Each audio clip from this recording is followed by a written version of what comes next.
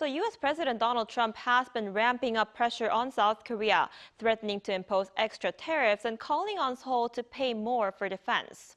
For more on what lies ahead for South Korea-U.S. relations, we're joined by Professor Kim Dong-soo, professor at Division of International and Area Studies at Pukyong National University. Professor Kim, thanks for joining us this morning. Good morning.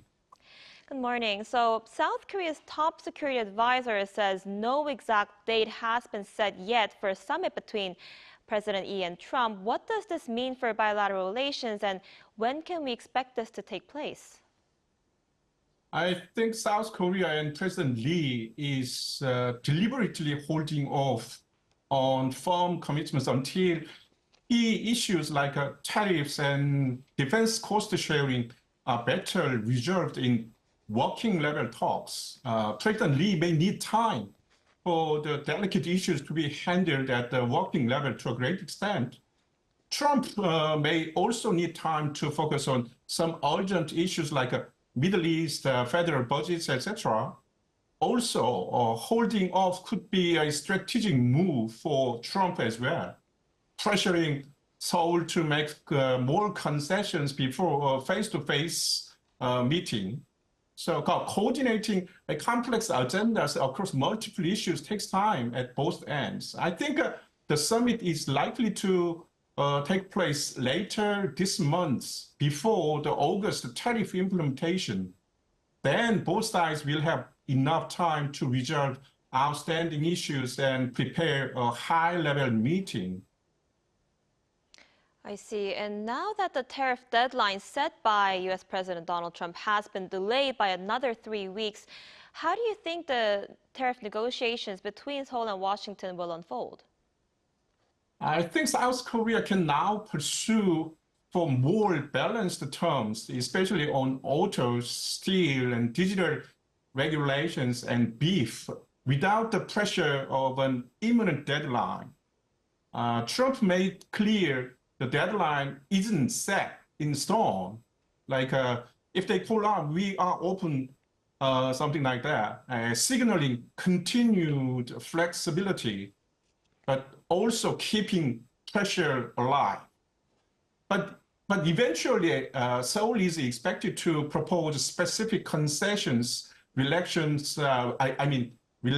beef standards, opening digital markets, and pledging increased U.S. energy, industrial, and defense equipment purchase.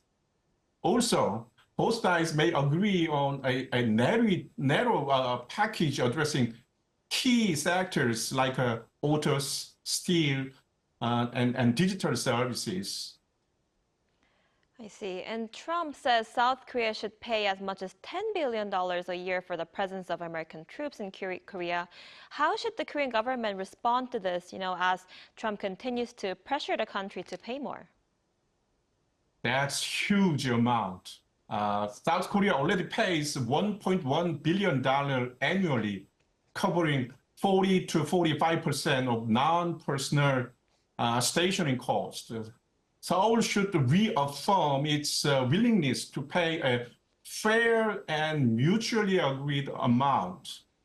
However, Seoul would also stress that $10 billion is 5 times higher than the current contribution, and that U.S. forces are also strategically vital for U.S. interest in Asia, not just for South Korea's security. Trump's $10 billion demand is a negotiation opening, I think, not a final goal. South Korea's best move is to make efforts to reduce the amount, reaffirming its alliance commitment. Right, and what's also concerning for South Korea is that a U.S. think tank reportedly recommended a reduction of the American forces in Korea. How do you think the Korean government should handle this issue? Actually, South Korea faces a complex challenge in responding to the think tank recommendation to significantly reduce U.S. forces on the peninsula. Washington wanted always to enhance strategic flexibility by offering South Korea-based bases and logistics infrastructure for Indo-Pacific operations. But South Korea may need the U.S. to maintain significant U.S. forces on the Korean Peninsula, not just for the South Korea security, but also for U.S. strategic interest, especially to ensure that China and North Korea do not misperceive the U.S. willingness to protect South Korea. Right, and President Lee Myung said he'll focus on pragmatic diplomacy when he took office in June. How do you think he will manage relations with the United States throughout his term? That's a tough issue, actually.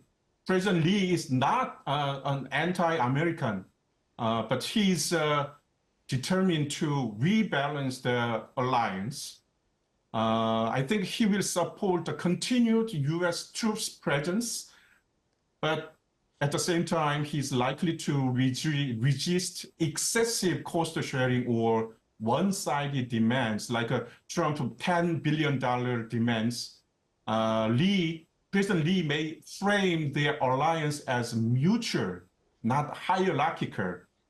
President Lee's diplomacy may also include repairing ties with China, which is South Korea's top trade partner, while not undermining U.S. security cooperation.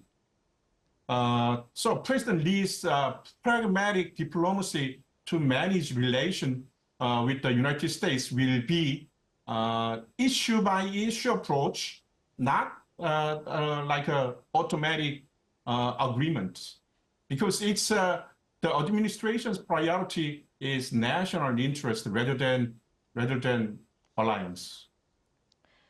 Right, it really is a tough issue. All right, Professor Kim, thank you so much for your insight today. We appreciate it. Thank you.